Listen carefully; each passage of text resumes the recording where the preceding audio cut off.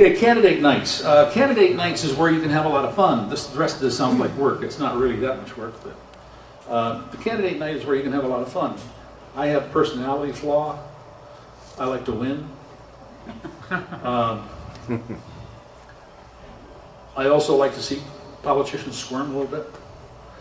So in candidate nights is where that happens. I'm an elected official, so I know what if you know what an open forum candidate night is.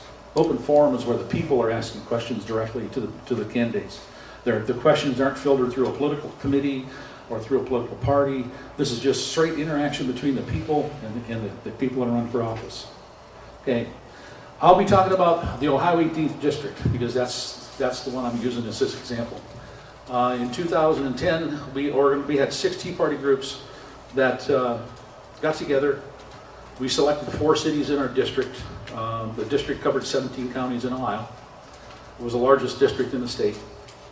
So we put together a plan to do these candidate nights. And there was 7 Republicans involved in the primary, 2 Democrats. One of the Democrats didn't qualify because he wanted to be a write-in candidate, and our rule said that unless the Ohio Board of Elections says that you're a candidate on the ballot, that we wouldn't have you in the candidate nights. The incumbent Blue Dog Democrat, so they called him, a week before the election was favored to win by 2 to 5 points. He lost by 19. Wow.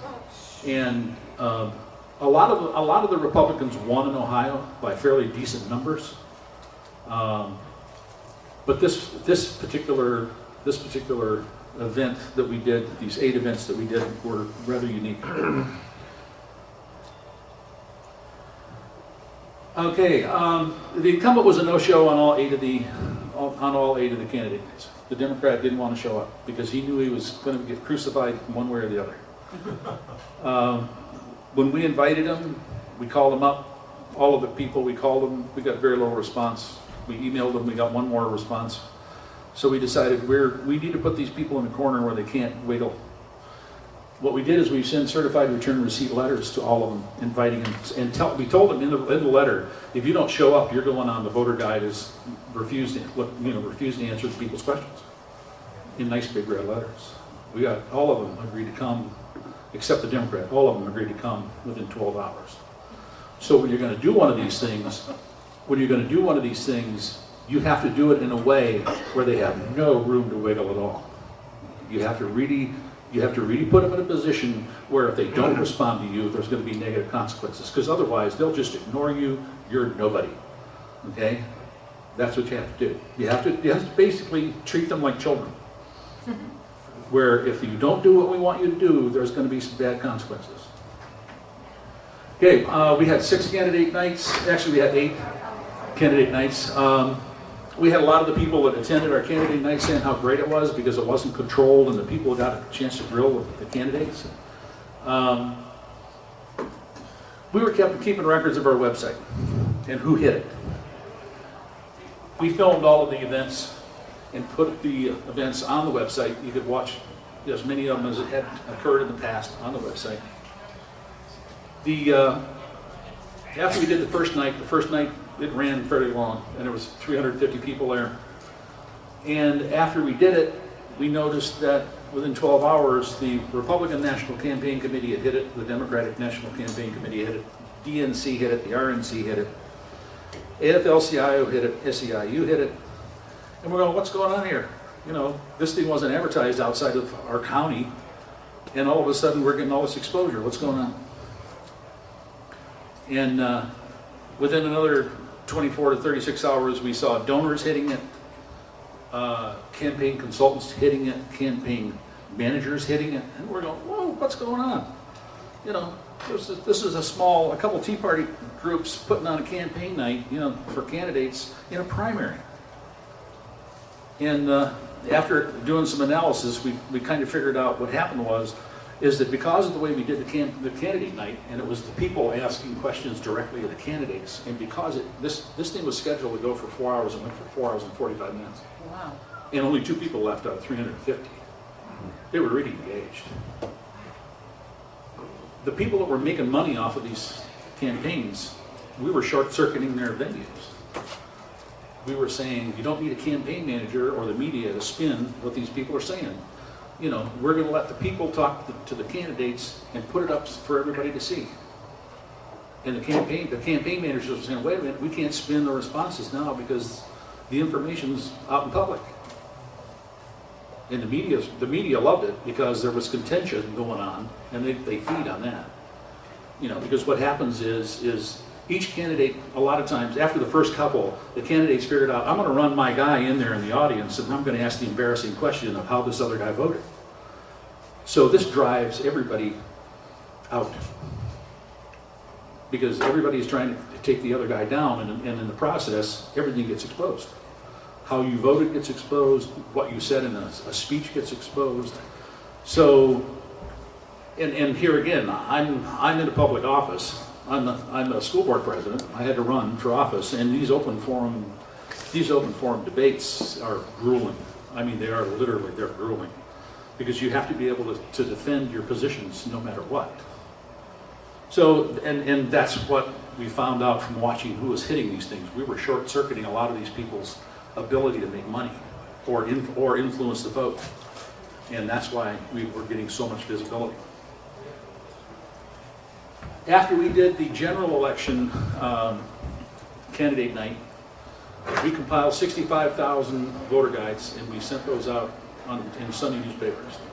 We did it Sunday, number one, because the Sunday newspapers have the highest distribution. We sent it out on Sunday before the election, because anything that we put out on the voter guide, we didn't want the campaigns being able to say, well, that's not true. He's changed his mind, this is what he thinks. You know, they didn't report it honestly. So what we did is we only gave them 24 hours to react, and they couldn't react that fast. And we did that on purpose, because we knew that that was probably going to happen.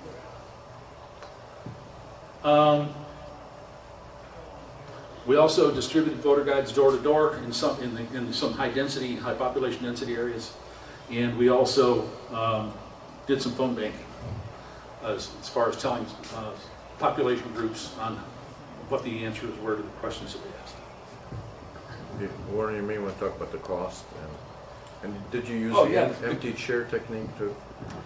The cost to do those 65,000 voter guides was $6,000, and that included printing and distribution. The newspapers didn't necessarily agree with what we were doing, because it exposed everybody, Republican and Democrat, to what they were thinking and what they were voting. But they needed the money because their readership's shrinking. I think they charge us like 1/4 cent per copy to stuff it in the newspapers, on the Sunday newspapers. Is there anything? Empty chair technique? Oh yeah. We told them, if you don't come, we're going to put your name tag in front of the chair in a microphone. You know. We even thought about taking a cardboard cutout and sticking it in the chair. And videotape it, right? An empty chair. Yeah, and here again, we videotaped all these things, so when the answers were going down the table, we even toyed with the thought about putting somebody in the chair to answer for the person. but we thought maybe somebody would get a little upset about it. Here's just some election impact things. As you notice, on the right-hand side of the candidate night and the candidate voter guides are right up there with door-to-door canvassing as far as the voter impact. Okay, these are things that you can do fairly cheaply. It requires some organization, and you have to have a little sophistication to it. But on the website, there's how to do the whole thing. There's examples of we still have that example up on the letter that you send out to the candidate to invite him. This kind of stuff. I mean, it's all there. Yeah, and this is a survey of the Tea Party leaders across Ohio, okay? So this is not statistically analyzed, etc. But, clearly people felt that, going door to door and candidate nights and voter guides, nonpartisan voter guides, were the most impactful of all the other stuff. Okay, now the purpose was to obviously inform the voters, because I found out in doing this for years that if you inform the voters and tell them the truth, most of them are going to vote common sense instead of party affiliation or spin. Most people really understand what's going on from a gut level, and It's hard to trick a lot of the people. You can trick part of the people, you know, part of the time. Here again, we videotaped each one of them and put them on the website. The questions were random, broad-ranging. We told the people basically, you can ask any question you want to ask as long as it's not obscene or threatening or anything of that nature. We wanted common sense. We want you to, from a common sense standpoint, ask these people a question that the response to that question will determine how you want to vote. You have to schedule these things now in Ohio. In Ohio, we have early voting, so we wanted to make sure we had the voter guides ready to go out before the early ballots got sent out. They kind of did a switch on us and changed when people had to register, you know, for the primaries and this kind of stuff. So we had to juggle our schedule a little bit, but it worked out pretty well. And we collaborated with other nonpartisan organizations. We got the Chamber of Commerce involved in it to try to promote the event in these venues. Originally, we scheduled 3 to 4 hours per event. Now that sounds optimistic, and but we wanted to make sure that we had enough time because of the number of candidates who were involved in the primary. We had a 15-minute break after the second hour, so that people could get up and stretch, use the restroom, get something to drink, you know, that kind of stuff. When the people came into the venue, we gave them a 3x5 name card. We didn't want them to put the question on the card. Number one, we didn't want it to look like we had selected certain cards. And number two, I couldn't read half of it anyway. You know, if you get my writing, you're probably not going to be able to read mine. There was a lot of them that we did, and we did one for a city council race, and we found out that there was a lot of them that were written down that we really couldn't read that well. So, and like I said, it's just better if they answer it or ask the question themselves. We also did a straw poll. On one of the, we handed out like a ballot, and it said, of the 6 people that are on the ballot, we'd like to know who your first, second, and third choice are, so that we could kind of track how the people that were coming to these things were going to vote. We also put on there, if you changed your mind about who you were going to vote for because of this candidate night, we want to know. 42% of the people said they changed their idea of who they were going to vote for based on coming to that candidate night. Wow. 42%. That's huge. That's right. And that tells you the conception that people have of who this candidate is until they actually see them responding to the citizenry asking them questions. It was very enlightening. The format of the actual program was a pledge and a prayer. We had a person that did an introduction. We introduced the organizers, the people that were behind and sponsored the event. I was the moderator for the 8 candidate nights, so they introduced me. I read candidate bios. We had each candidate give us one paragraph on their political life, a little bit of personal background that they might want the people to know about, that kind of thing. We explained the background and the ground rules, and then we took the questions from the audience. And after the question and answer period was over with, we gave them 3 minutes to elaborate on anything they wanted to elaborate on, to thank you for being here. You know, somebody made this point about me and I want to clarify that. They could say anything they wanted in that 3 minutes, just to close up. We had a timekeeper in the front row. The timekeeper with 1 minute on one side of the paper and time's up on the other, so we could keep them from running over their allotted time to answer questions.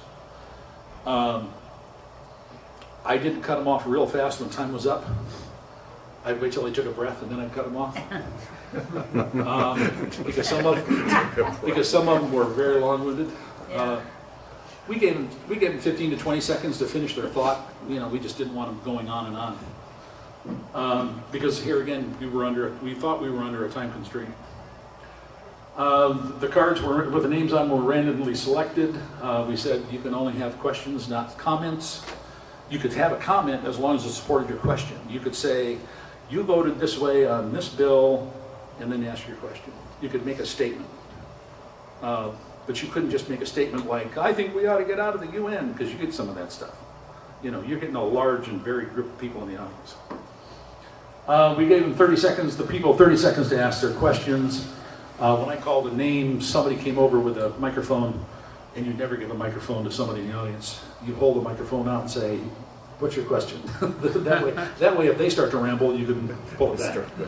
Okay? These are all these little nuances you find out when you're doing these things. We said, because we had 6 people up on the front, we said, okay, the rule is you can ask one question to one person, and after that person answers, you can have one follow-up with that one person. If you're going to ask one question of everybody, you don't have a follow-up. And here again, that was for the time restrictions. We said if somebody in the audience says to you, are you for this or against this, you have to say yes or no. That made them all uncomfortable. They do not like saying yes or no. They do not like saying, yes, I'm all for that. Because they want to wiggle and spin a little bit. Because you always want to give yourself an out in case there's a bad audience reaction, you know. So we said, you have to say yes or no. You're going on the voter guide as saying, refuse to answer the question. And we said, now you can take your 3 minutes to explain why you said yes or no, but you still have to say yes or no. And we didn't have any candidates. They were a little uncomfortable with it, but they all did it. I was glad to see that.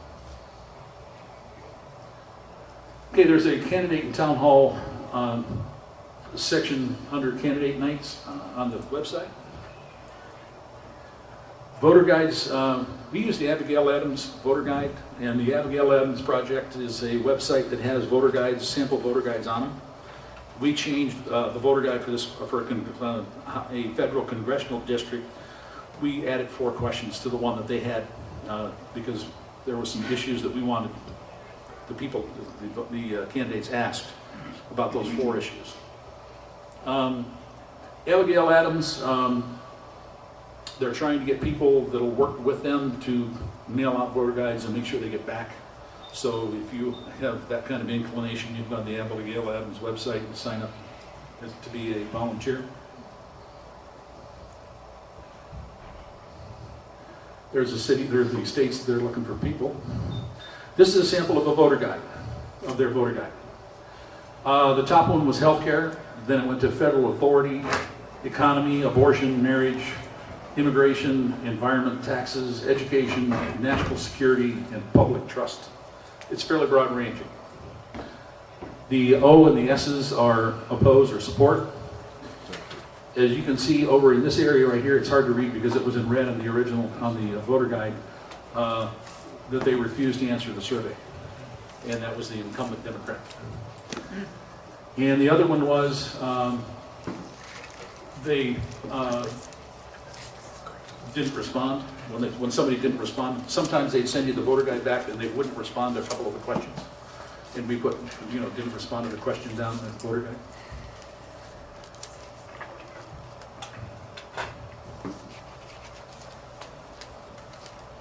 The voter guide went on the website. We also printed the voter guide on the website. The website took a lot of hits. Once people found out that this information was on the website, there was a lot of people hitting that website. We were pleasantly surprised about that. When a person answered a question and we knew that their voting record didn't agree with the question, we put an asterisk next to their name that said, they lied. I guess that's as plainly as I can put it. Because if you vote one way and then you answer completely opposite on the voter guide, you're lying. Unless you can convince me you've changed your position 180 degrees, and that hardly doesn't ever happen. If they refuse to return the survey, we say, here again, put on, they refuse to answer it. It provided a lot of candidate perspective, and we had a couple of candidates say, I'm really glad you have these, because if the media would have asked me one of these questions, I couldn't answer it, but now I know, I've thought through the process, and I know how I would answer it. It sharpens them up. They don't like it, but it does, it really sharpens them up. If you're a candidate and you have to face one of these kind of torture tests, it really gets you so that you focus on, how am I going to answer this question? Because you can answer a question on a gut reaction, But from a practical standpoint, did you think it through? Like you'll have some people say, well, we need to get rid of the IRS. Well, that's great. But what are you going to do in the meantime? How are you going to collect any revenue? You know, you can't just say, I want to get rid of this. You have to have something to replace it, or a solution to the problem. You just can't say, I'm going to get rid of the problem. Well, how are you going to fix it? So it did sharpen a lot of the candidates up. They did have to solidify in their minds, yeah, I'm against this or I'm for this, but how would I implement this thing, you know, and make it work?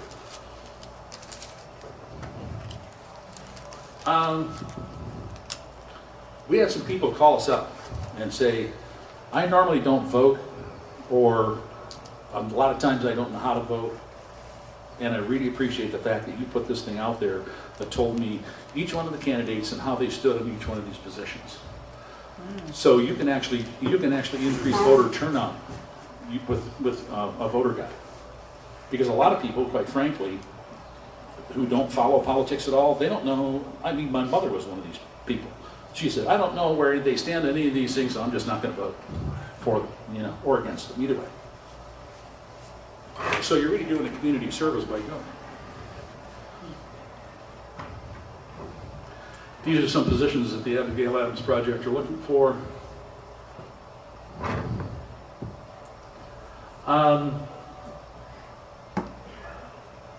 You have to say to yourself, okay, who are we going to put on the ballot? Who are we going to put as a viable candidate? We decided to say, because it was a federal election, if you were going to be on the ballot, you were good. If you were going to be a write-in, you couldn't participate. We called the Board of Elections to find out who was going to be on the ballot.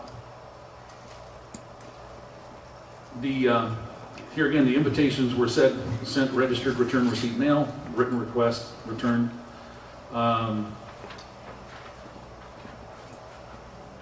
The seating here again was reserved. We set up a table with a draped over front, each name tag for each person, camera, or a microphone for each person, water. We set the water out for each person.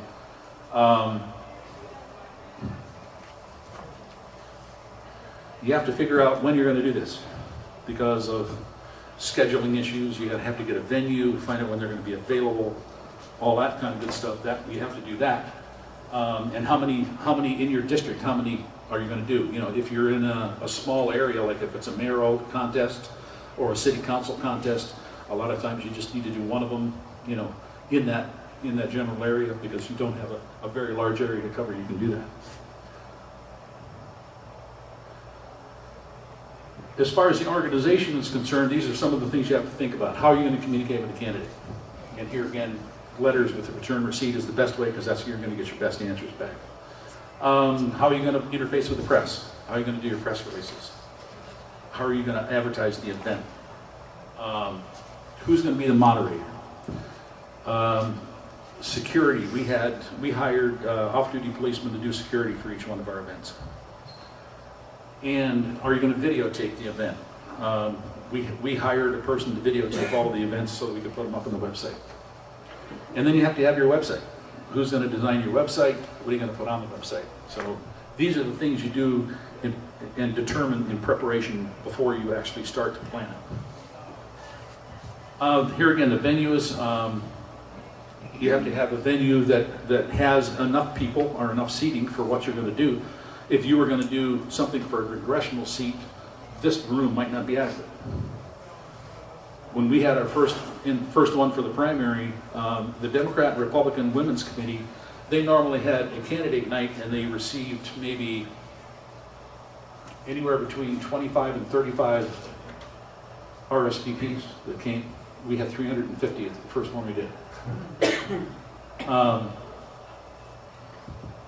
So you have to make sure your venue has correct seating. You're going to have a sound system with sufficient microphones. You have to have a rental contract, liability insurance. These are all things that you're going to have to think about if you're going to put one of these things on. We were very fortunate. We had people in our Tea Party groups that were doing this that had some background in a couple of these areas, and they took care of those things. Yeah, one person cannot do this. You have to have some talent and some people that are willing to actually get out and do it. They're a lot of fun. They're actually a lot of fun to do them. One of the things that we found out in the first one, when we started the event, I had 7 cards on my podium. And I'm thinking to myself, this isn't going to work out real well, because we could probably go through these 7 cards in a half hour, 40 minutes, and we've got this thing scheduled for 4 hours. We went for 4 hours and 45 minutes. We asked everybody at the end of the 4 hours, would you like to stay? And we only lost 2 people out of 350. Extremely interesting. I mean, everybody was engaged. And the way the dynamic works is everybody's going to wait till somebody else asks the question, and they don't do anything. Well, we had people walking around the venue with cards, and all you had to do was raise your hand if you wanted a card. Every time somebody asked a question and did a follow-up, it generated somebody else's mind and said, I wonder about this. And then the more people they saw asking questions, and the more the candidates would interact with the audience, the more comfortable the audience got with asking questions. And that was true of all our events. I don't think we had a single one that started with less or with more than 7 cards.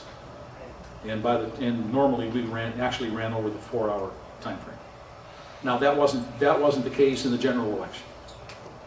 The general election was only 2 people, and a lot of the people that were there, because it was a Republican and a constitutionalist running in the general, there wasn't as many people there. One of the dynamics that I thought was extremely interesting in the general with the constitutionalist was, normally you could almost anticipate how the Republican and Democrat are going to answer questions. We've seen it on TV and everything else. And I'd never seen a constitutionalist, running for office before. So as we're going into the first general candidate, the Republican candidate came to me and he said, this is going to be a cakewalk. He said, this guy has no campaign manager, he has no funds, he has no volunteers. This is going to be easy. And here again, I'd never seen a constitutional candidate debate, so I didn't have any basis for a response. So the first question up was, what are you going to do about the economy? How are you going to save money for the economy? How are you going to reduce it? And the Republican candidate did the typical thing. He came up and said, well, we have to get rid of all of the spending that the Democrats have been doing, and blah, blah, blah. Then it goes to the constitutionalist, and the constitutionalist says, well, the first thing I want to do, he said, is get rid of all of these federal cabinet positions, like the education department, and at Benedum. He says an example is the energy department. He said the energy department was created in the mid-'70s to get us off of foreign oil, dependence on foreign oil. We were 30% dependent at the time. We're 70% dependent now, and we're spending hundreds of millions of dollars. And he bangs his fist on the table. He says, get rid of them. And everybody's on their feet. Yeah. I looked over the Republican candidate, and he was white. He blanched out, literally. It shocked him. When those people were on their feet saying yay, all of a sudden my answer isn't going to get me elected. Who won that election? Who won? The Republican won but not as good as he should have. The second question up was, what about the war in Iraq and in Afghanistan? And the Republican gave a typical answer about terrorism and defense and all that stuff. And it went up, the guy's name, the constitutionalist name was Lindsey Sutton. It went over to Lindsey and he says, I'm a 20-year veteran in the Air Force, and I believe if somebody messes with our national interest, we need to kick their butt and then come home. He says, the problem I have, he says, every war we've fought since the Second World War has not been declared. We're letting the president run the war instead of the people. Right. And he said, as long as the people aren't behind the war, he bangs his fist on the table and says, we shouldn't be there. Bang, half of the audience is on their feet. And now the Republican guy, he's looking at me with these real anxious looks, like, uh-oh. But I thought the dynamics were very interesting, because the people in the audience were constitutionalists, and they didn't know it. Because Lindsey said, Korea, stalemate. He said, we're still fighting that war. Right. It's a stalemate. Vietnam, for all practical purposes, it was a loss. And he said, Iraq, as soon as we leave, it'll fall back into tribal, fighting. The same thing in Afghanistan. He said, why are we doing this? Why are we doing it? So that whole night, well, when we were leaving, the Republican candidate comes up to me and he says, we need to shut this guy up. And I thought, well, you've changed your mind real fast, but I thought all night long, what was I looking at there? What was I seeing? Because all of a sudden I saw a totally engaged group of people in an audience that absolutely supported this guy. And by the time it was like 3 o'clock in the morning, because it bothered me, by the time it was 3 o'clock in the morning, I figured it out. It was the Republican and the Democratic candidates were down here, and the Constitutionalist was up here. There was so much space between them. There was a stark difference. If it would have been a Democrat and a Republican, we would have got the back and forth, good cop, bad cop, communications between the two parties. But because this guy was taking a constitutional stand, there was a absolutely stark difference between the two, and that's why the audience reaction was the way it was.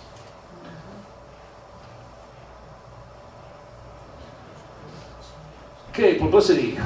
We did press releases in the print media. I was on a couple radio stations, like 3 or 4 days before each one of the venues to advertise the event. We put flyers up in the post office, on the bulletin board, and some of the supermarkets and this kind of stuff. Initially, the media was pretty slow to publish the events, but after we did the first event and the media covered it, then they gave us a lot of coverage after that because they found out that we did it very professionally. It was very well received by the public, and they got a chance to write up a fairly good article on what happened at the event.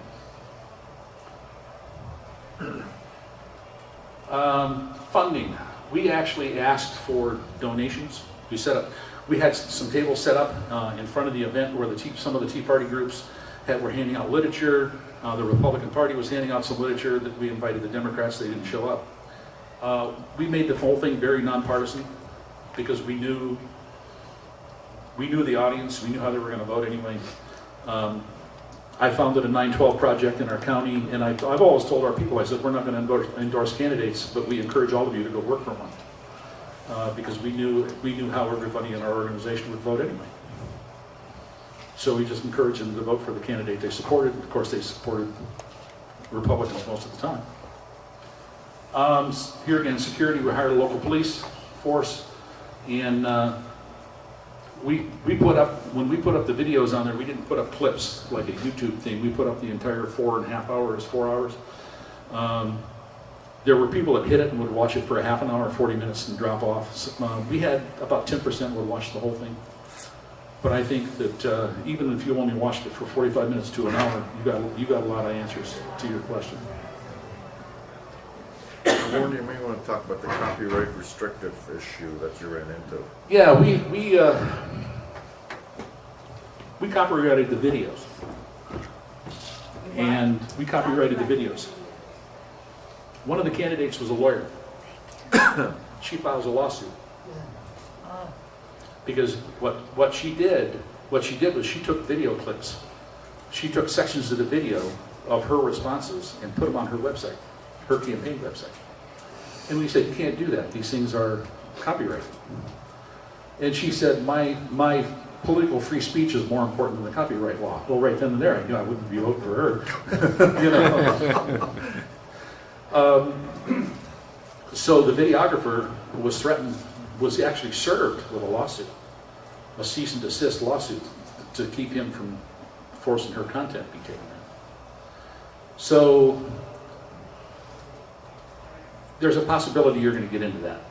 Okay, we found out that at the third primary, she was bringing a lot of her people in to skew the polling. When we asked people who would you vote for, she was bringing a lot of her people in to skew those numbers so it would make it look like the audience thought that she was the best candidate.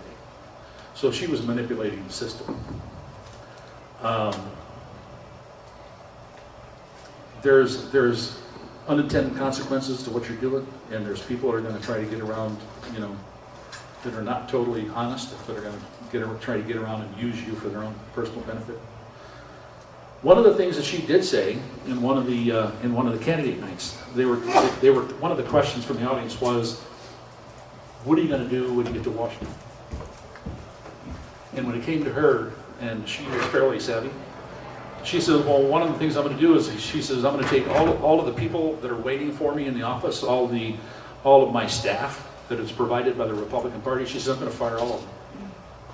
She says, because I'll tell you what happened. She said, everything I would do in my campaign office would be reported to John Boehner the next day, because that's how it works. She says, I'm taking my own chief of staff, I'm taking my own people. She said, I'll keep the other guys around until I get their phone lists and that kind of stuff, and then I'm throwing them out, because I don't want spies in my office. And there was a guy that was running, his name was Ron Hood, there was a guy that was running who had been in the House previously, and he said, that's true. He said the leadership has spies in your office to find out what you're doing. Because if you're going to introduce a bill they don't like, they want to strategize and find out how to stop you from doing that. I asked Ron at a Lincoln Day dinner, I asked him, I said, Ron, I said, what was one of the hardest things you had to do when you were in office? He said, the hardest thing I had to do, he said, every day my leadership would look me in the eye and smile at me and lie through their teeth to me. He said, when I finally decided I was going to do what my constituents wanted instead of what the leadership wanted to do, he said, they took me off my committees. Does this sound familiar? They took me off my committees. He said they wouldn't introduce any of my legislation. And he said when the next primary came around, they said, there's Ron Hood. It's totally ineffective as a legislature. We need to replace him. And they primaried me out.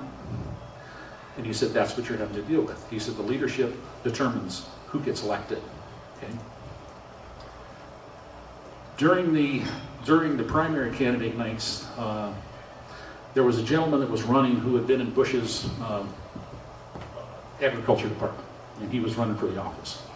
And the other gentleman that was probably the second most popular was the John Boehner blessed candidate.